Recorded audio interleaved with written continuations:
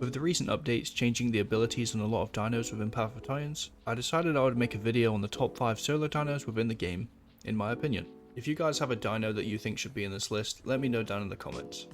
Or if you have your own list, then feel free to comment them as well. I'd love to hear your guys' opinions. I just wanted to say, I've not really put these dinos ranked worst to best, so I would just recommend you pick the one that appeals to you the most. Okay, let's get into it. Firstly, we've got the Sarco. It's very fun to play after the recent update. You can now grab smaller dinos and drag them into the water, and although I know some people say that it's got low HP, you can do a lot of damage with it. For attacks for the Sarco, you've got a bit of a choice here. You can either be like a croc that's under the water and is mainly built around dragging things down and, you know, killing them off because you've got this clamp here. Bites, grabs onto him, you can move him, and then when you take him into the water you can combine it with this one that drains the oxygen and stamina, and then obviously they're just going to drown. The other main bite I would use is this one right here, which charges up and then does a lot of damage based on how long it's held. Also, for the sense you pick, I would definitely choose this one right here. Your first attack when not in combat deals increased damage. I would choose that over seeing clear underwater any day. Next up is the Latin. Now, the Latin is a great dino for new players. It has a high speed and a new pounce ability that makes it much stronger in PvP now.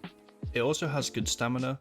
Does not do a lot of damage, however since it's fast and does bleed damage, you can get a lot of bleed on other dinos, prevent them from laying down, or even make them run after you and end up making them bleed out. It does have this cool sense right here, which means during nighttime it's more powerful for Hunter, which is great because, you know, you get to have an advantage at night.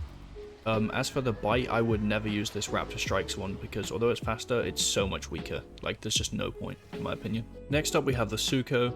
It's had some great changes to it in the recent update, and now with its Claw Barrage ability, it's a much stronger dino in PvP. It has good HP and combat weight, good speed, combined with the fact that it's semi-aquatic, it's a very good choice.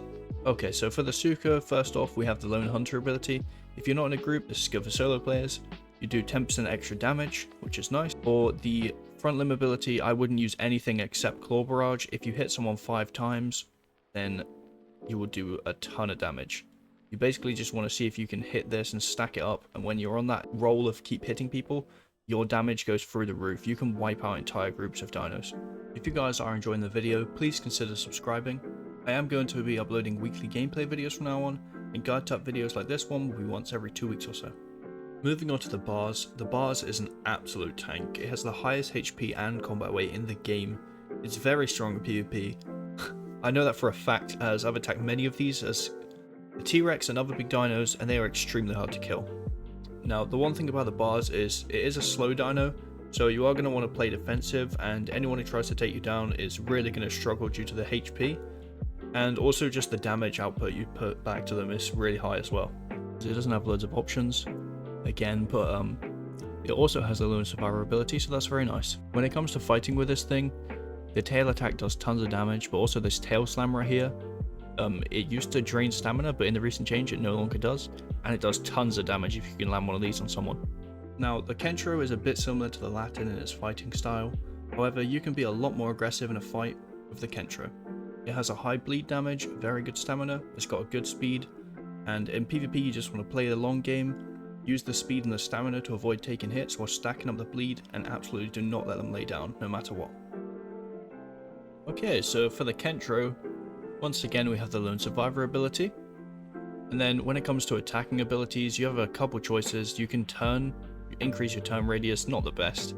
There's a Death Rattle, increases your damage by 40% for 45 seconds, pretty interesting, but I don't tend to use that. I just use the tail attack, which causes heavy bleed damage, and then the tail swing, you basically charge it up and it deals a lot of bleed. If you can charge one of these up and hit someone, they're going to be bleeding for a long time. Well guys, that's the end of this video. If you'd like to see more of them, check them out right here.